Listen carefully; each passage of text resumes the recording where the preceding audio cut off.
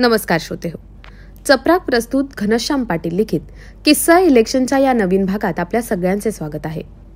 आजचा किस्सा आहे माझेच काम पहा. जवाहरलाल नेहरू यांचा त्या काळी विलक्षण करिश्मा होता. त्यांच्या लोकप्रियतेमुळे ते जगभर तळपत होते. 1964च्या जानेवारी महिन्यात भुवनेश्वर येथे एकाएकी ते खूप आजारी पडले. डॉक्टरांनी त्यांच्या हालचालीवर पूर्ण बंदी आणली होती. स्वाभाविकच त्यावेळी सगळ्यांना प्रश्न पडला की आता नेहरूंनंतर कोण. त्यांची विश्रांती सुरू असताना लाल बहादूर शास्त्री यांनी त्यांना विचारले, आता मी कोणते काम पाहू? त्यावर क्षणाचाही विलंब न करता नेहरू म्हणाले, तुम्ही माझेच काम पहा. तिथेच शास्त्रीजींच्या नेतृत्वावर शिक्कामोर्तब झाले होते. जवाहरलालजींचा आदेश मानून 24 जानेवारी 1964 पासून लाल बहादूर बिगर खात्याचे मंत्री म्हणून काम पाहू लागले. खरं तर लाल बहादूर यांचं आडनाव श्रीवास्तव. काशी विद्यापीठाचे तत्ववेत्ते प्राचार्य डॉक्टर भगवानदास यांच्या मार्गदर्शनानुसार त्यांनी 1921 साली या विद्यापीठात प्रवेश घेतला. इथे अभ्यासक्रम पूर्ण करून 1925 साली त्यांनी शास्त्री ही पदवी प्रथम श्रेणीत संपादित केली आणि ते शास्त्री याच नावाने ओळखले जाऊ लागले. भारतीय स्वातंत्र्य लढ्यात त्यांना 7 वेळा तुरुंगात डांबण्यात आले. देशभक्ती आणि स्वातंत्र्यप्रियतेचे संस्कार झालेले असल्याने त्यांनी ऐन उमेदीतली 9 वर्षे तुरुंगात घालवली.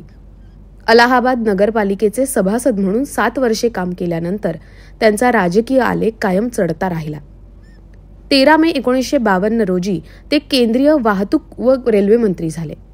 1956 मध्ये मेहबूबनगर येथे झालेल्या रेल्वे अपघातात 112 प्रवासी मृत्यू पावले. केंद्रीय मंत्री या नात्याने याची जबाबदारी घेत त्यांनी स्वतःच आपल्या पदाचा राजीनामा दिला. नेहरूंनी तो नाकारला. पुढे लगेचच 1956 मध्ये अलियारपूर येथे पुन्हा भयंकर रेल्वे अपघात होऊन 144 प्रवासी ठार झाले. त्यावेळी मात्र ते प्रचंड अस्वस्थ झाले आणि राजीनामा देऊन बाहेर पडले. पुढे पंडित गोविंद वल्लभ पंत यांच्या निधनानंतर त्यांच्याकडील केंद्रीय गृहमंत्रीपद शास्त्रीजींकडे आले.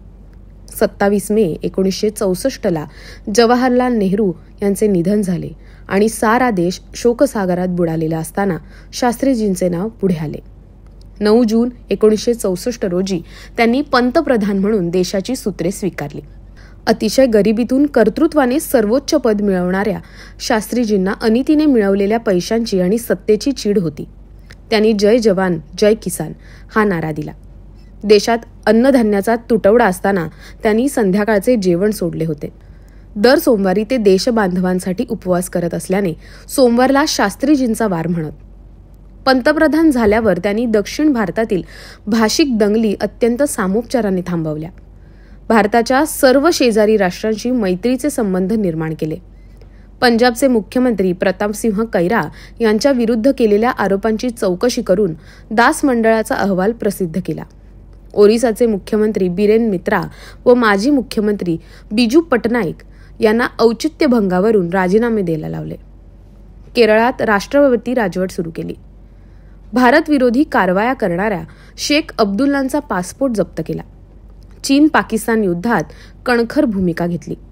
आजच्या साम दाम दंड भेद या नीतीचा वापर करणाऱ्या आणि आरोप प्रत्यारोपांच्या फैऱ्यांनी संपूर्ण समाजमन कलुषित करणाऱ्या काळात लाल बहादूर शास्त्री यांच्यासारख्या निस्पृह आणि चारित्र्य संपन्न नेत्याची आठवण आल्याशिवाय राहत नाही.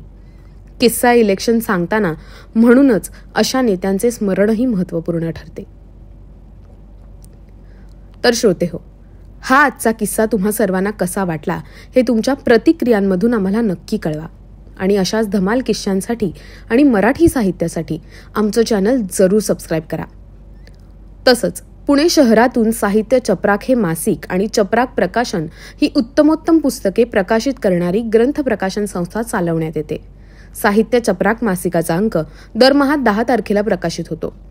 आपले साहित्य पाठवण्यासाठी, चपराकमध्ये जाहिराती देण्यासाठी आणि नवनवीन पुस्तकाच्या माहितीसाठी संपर्क करा. घनश्याम पाटील, संपादक, चपराक.